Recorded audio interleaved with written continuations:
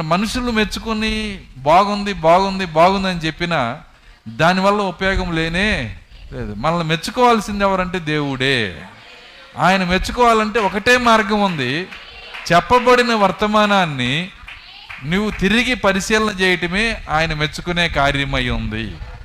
కొత్త నిబంధనలు అదే ఆయన చేసింది. బెరయాల్లో ఉన్న క్రైస్తవులు గనులు అన్నాడు. మనం కూడా గనులు అవ్వాలని ఆశ ఉంటే విన్న వాక్యాన్ని లేదంటే చదివిన పుస్తకాన్ని ప్రవక్త ద్వారా అయిన వర్తమానాన్ని మనం మరలా తిరిగి ధ్యానించినప్పుడు దేవుని ఆత్మ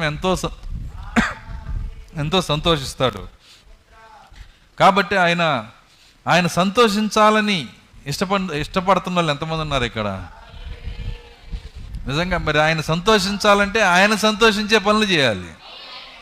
నిజమేనా?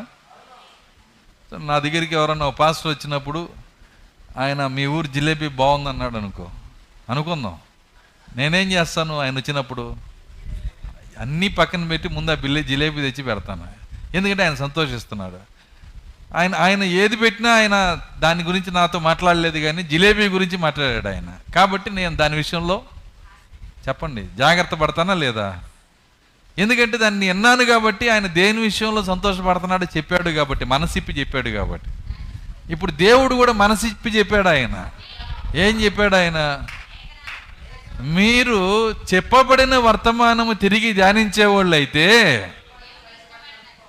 మీరు గనులై ఉంటారు, నా మనసులో మీరు గనులై ఉంటారు, మీ పట్ల నేను ఆనందిస్తానని చెబుతున్నాడు ఆయన. కాబట్టి అది సాధారణమైన గుణలక్షణం కాదండి. అది కేవలము వాక్య వధువుకు మాత్రమే చెందిన గుణలక్షణం. దేవుని స్తోత్రం, హల్లెలూయా.